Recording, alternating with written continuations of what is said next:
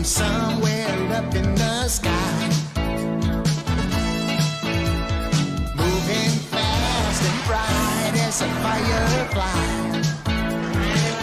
Hey everyone, it's Jonathan and welcome to the final episode of Christmas in July on every version ever. Today I'm joined once more by my cousin Shayna and we're doing a nostalgic blast from the past, even though neither of us grew up with this version, the Care Bears Nutcracker Suite. Shayna loves all things 80s, so when I discovered there was a Care Bears Nutcracker, I knew I had to do this one with her. Plus that gives me a chance to do something I thought would be a fun idea for a while, a two-part episode bridging the gap between one story and the next. So this week we're closing out our Nutcracker series with the Care Bear Nutcracker Suite, and next week we're going back to Alice in Wonderland with the Care Bears Adventures in Wonderland. I've had a lot of fun doing these Nutcracker adaptations, so I could potentially do this again for a future Christmas in July, but until then we're talking one last version, the Care Bears Nutcracker Suite with my cousin Shayna.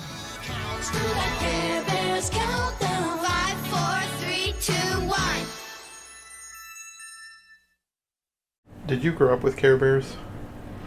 Not really, just a little bit here and there. Maybe we watched something as kids together at some point, but I could be wrong. I don't think I was allowed to watch Care Bears. I don't think I was either, so that, I guess for both of us then, it wasn't really a childhood thing per se. It was just not really something that we were like, hey, what's this like now that we're adults? So how familiar are you with the Nutcracker? I watched the one with Macaulay Culkin in it when I was a little girl. I haven't gotten to that one yet. I don't have a lot of memories of it. It's been so long ago, I would have to rewatch it. But yeah, lots of ballet for sure. It was pretty good. Like I said, I'd have to watch it again. Yeah, I haven't. For as many Nutcracker versions as I have watched so far, barely any of them have actually been the ballet. They've more been either based on the book or something that somebody just made up. Yeah. Which has been happening quite a lot. It definitely happened in this one. That's for sure.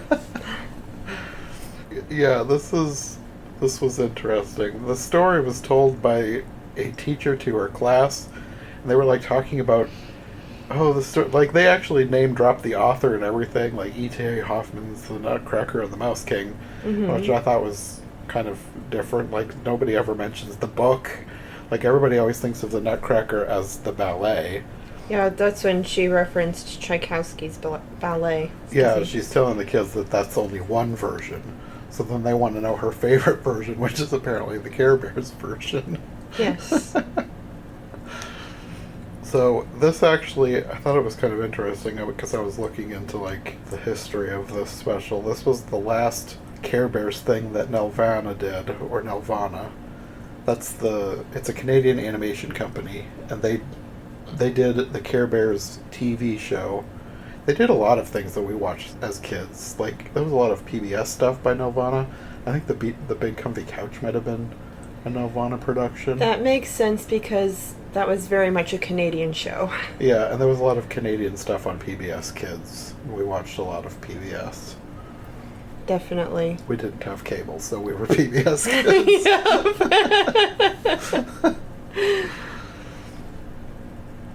But apparently this was originally supposed to be like a full-length feature film, but the previous full-length feature film, the version of Alice in Wonderland, apparently it bombed so badly that they canceled this as a film and made it just a TV special. Oh, wow. That's pretty bad. I saved a few of the original reviews because I just thought it was kind of funny. This didn't get very good reviews when it was first released. On its original airing, Associated Press writer Catherine Baker deemed the Nutcracker special strictly for those who prefer jelly beans to Christmas dinner. Oh, that's kind of harsh. So I looked up a bunch of the people who played in this, and most of them were people who did a ton of stuff specifically like Canadian animation in the 80s. So I didn't really recognize a whole lot of them. But I made note of a couple. Tracy Moore, who played Baby Hugs, Okay. Like, her biggest role apparently was in the animated Mario series. She was Princess Toadstool, who is Princess Peach. And she was the singing voice of Strawberry Shortcake in Strawberry Shortcake's Berry Bitty Adventures. But her biggest role apparently was she was the original English voice of Sailor Moon. Wow. And then Anna was actually played by Tara Strong, who was like a huge name in animation. A lot of stuff that I grew up with, New Batman Adventures, Teen Titans, now Teen Titans Go. Okay. She was in Rugrats, Powerpuff Girls, My Little Pony, Friendship is Magic. Okay. Her very first role, I thought you would be interested in this, was at the age of 13, and she was the title role in Hello Kitty's Furry Tale Theater. We all gotta start somewhere. That's a cute way to go. And then the kid Peter was played by Stuart Stone, who I didn't really recognize a lot of stuff he did, except he was the voice of Ralphie on the Magic School Bus. Oh, wow. There's a blast from the past. Mm-hmm. So yeah, like I said, this is a very different version of the Nutcracker. In addition to being like bookended by this narrative device with the teacher telling the story, it's basically just completely made up. There's a few things that are from either the book or the ballet, like the music actually. The whole score was Nutcracker themed. Like, it wasn't exactly the music, but it was, a lot of the music was incorporated into the score, which I liked. Yeah. But the plot revolves around these two baby bears named Hugs and Tugs who wear diapers. Like, they're looking for a Christmas ornament, and then the Care Bears get like an alert about this unhappy girl, so they have to go down to Earth. And they take this cloud car thing and they crash and it explodes. At least they're easy to make. I don't know that was supposed to be funny, but I found it funny. I found it a bit ironic. So apparently this girl is so upset because her best friend has moved away, and then they have to talk about friendship and keeping in touch with her. But then they're interrupted when this black portal opens and the Nutcracker comes through along with a bunch of rats who are chasing him. And then there's like this snowball fight with the rats, and then they go back through the portal. And this Nutcracker has amnesia, but he's trying to remember where he's from. It's apparently Toyland, and the rats are working for this evil vizier who wants to destroy the land and Christmas. Like, none of this is in the Nutcracker story. Like, there are mice and a Nutcracker in the Nutcracker story, but that's about where the similarities end. That would explain why the vizier reminded me of Jafar from Aladdin. He was Jafar was the royal vizier. I suppose. But this predates Aladdin, so... It does, but it definitely reminded me of that. I guess I could see that. I wonder why a vizier was a thing that was, like, in the public consciousness. It's interesting. I do think that there were some things back in the 80s that had to do with the Aladdin stories or the Arabian Nights, and that was kind of romanced along with all of the medieval fairy tale like things then as well. Just that take me away with the imagination sort of deal. It could be. You know, that Aladdin magical... has been remade a bunch of times, and I know there was at least one in the 80s. Mm-hmm. So maybe it was just something that whoever made this was thinking about. Sure. I don't know. I don't know how much, like, I've actually never read the original story of Aladdin, so I don't know how much an evil vizier plays into that. Neither have I. Maybe that should be a thing. It probably will be, at least for me, because I probably will eventually get to Aladdin on every version ever. Okay. There's too many stories that I want to do. Yeah. They eventually go back through this portal after the rats, and the baby bears get left behind along with the little kid, and they're mad, so they follow them and then stow away with them. You also have a few scenes in the middle of this where they kind of go back to the real world, and there's this one boy who I think he's supposed to be playing the Rat King in the story because he's wearing something similar to what the Rat King in the Care Bear story is wearing. Was he the one in the beginning that was in that big puffy suit? Yeah. And he was upset because he wanted more fights and more fun in the play. Yeah. Sure. Well, anyways, this kid doesn't like all the cutesy Care Bear stuff. He keeps talking about how he's not into this story, even though he probably is. Then you get an explanation of what this vizier wants. There's apparently this powerful ring that the former prince of the land had, and he wants this ring, so he's captured the Sugar Plum Fairy, who won't tell him where the ring is. And then you have this scene where the Rat King gets back and he's trying to explain what happened and why they don't have the Nutcracker. The weirdest music playing while he's talking. I love some of the random synthesizer music that they interjected throughout the Tchaikovsky numbers. You could definitely tell it was the 80s. I love it.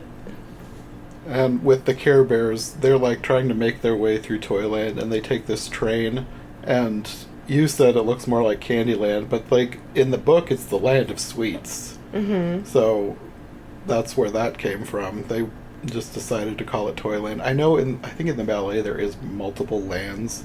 Okay. There might have been a Toyland, so maybe they're combining some of those elements. But then they get attacked by a bunch of clowns. I was thinking to myself, this is the only version of the Nutcracker that I've ever seen that has a herd of teddy bears fighting off a group of clowns hijacking their train.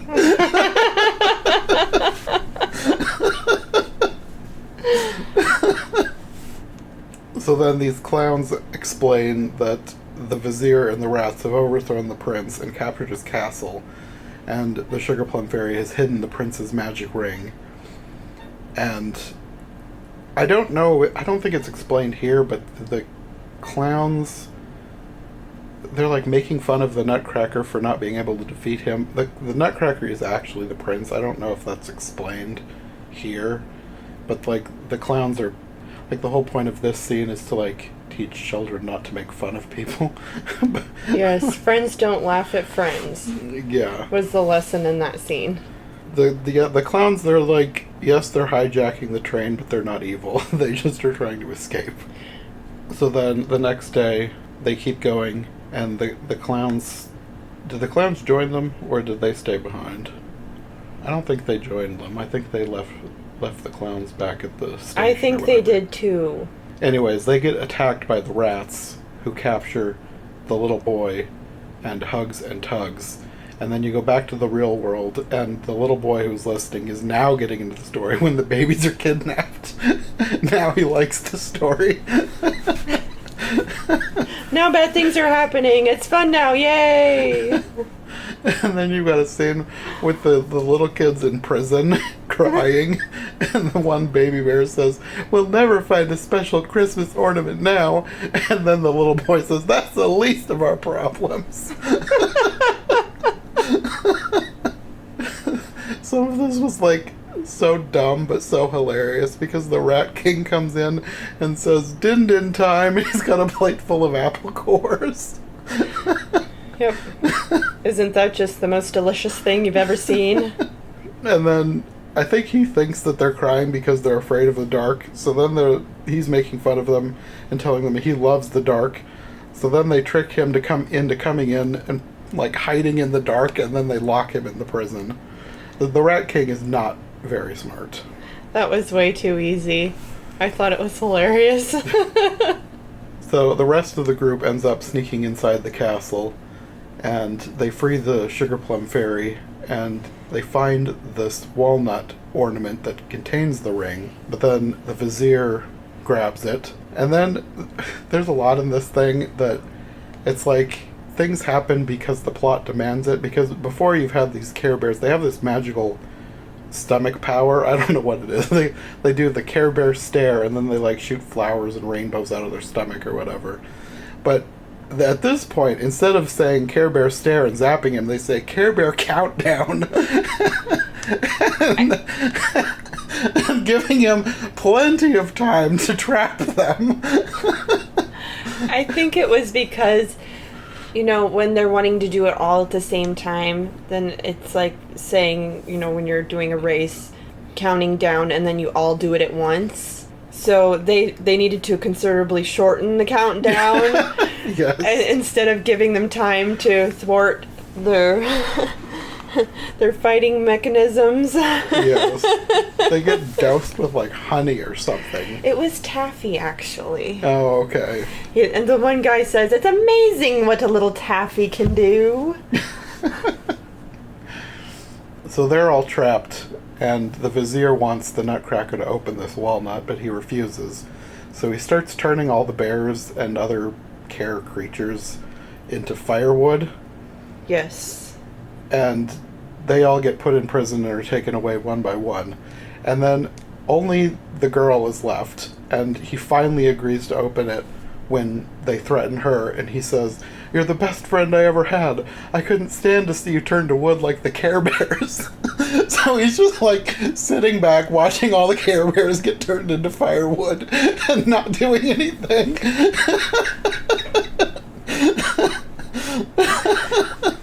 I think we knew where his interests were.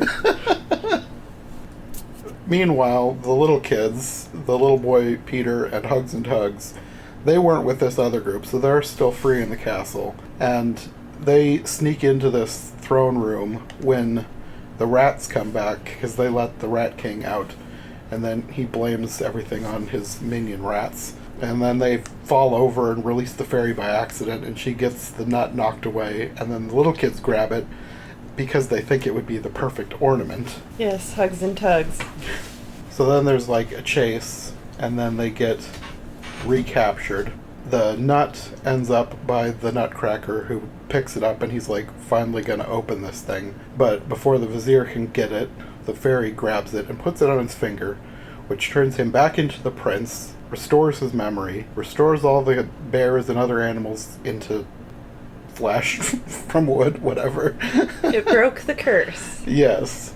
And then they finally use their Care Bear stare to zap the rats, and the vizier is defeated. And then I was thinking, like, if he could do all this with this ring, why didn't the fairy just get it to him in the first place instead of hiding it in a walnut? Simply because it was at the top of the tree, and you had to have a whole tower of care animals to get it. That's what I say. A lot of things in this story just happened because the plot demanded it happen. Pretty much. So, the adventure's over. They all have to leave. They have, like, a tearful goodbye. And the little baby bears get the walnut as their special ornament that they've been looking for this whole time. And then they go back through this porthole, but they call it the mouse hole, which they'd never called it that before. I thought that was kind of weird. And Actually, then, I thought they had. At least one other time. maybe they did. It was the weirdest portal. It was just like a black hole of nothingness. And it also wasn't instantaneous, because the first group went through, and then they've been in the land for a while, and the little kids followed them later, but not that much later. And then it was like much later and in a different place when they came out. Again, things just happened because the plot demanded it. Sometimes I think too hard about these things. How did that really factor into that timeline Yes. and into that story scene?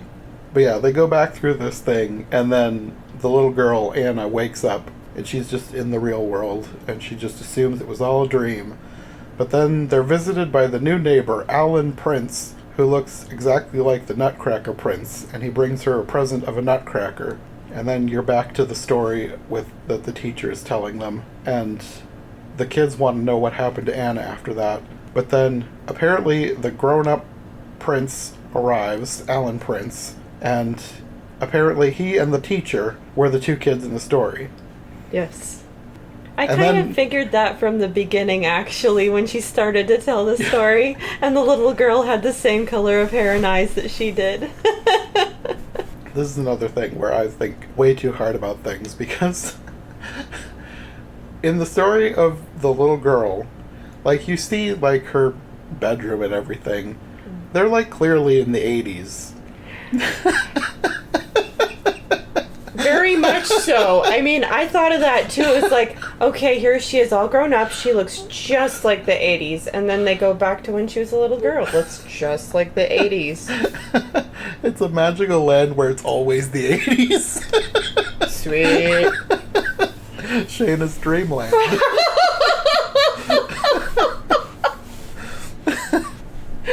Oh, shoot. But that's basically where it ends, except when they're leaving, the kids are like starting to rehearse their play, and you see that the Care Bears are watching them. So it wasn't a dream after all. The end. So I take it you liked this. Very much so. I'd watch it again. Well, we can watch another one. I've actually, the Wonderland one I've been saving to watch with you since 2017. Like, I knew about the Care Bears Alice in Wonderland version, and that was back when we had done a few cartoons, and then, I think we've mentioned before, you got busy after that. Yes. Little distracted. Yes, getting married. So I've just been saving the Care Bears Wonderland, and then I found the Nutcracker one a month or two ago, and I was like, okay, we should do the Nutcracker if I'm going to be doing all these Nutcracker versions. So maybe we'll have to do the Alice in Wonderland one as well. Sounds good. Okay, well, until next time.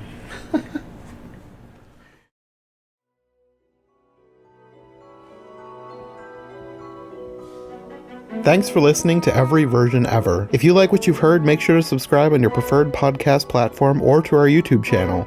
Make sure to follow my co-hosts as well, and if you want more content from us, check out one of the other podcasts in the I Heart Movies podcast network, or check out my brand new Patreon. My link tree, as well as any other relevant links, will be in the description. We'll be back soon with another brand new episode, so thanks for listening, and we'll see you next time.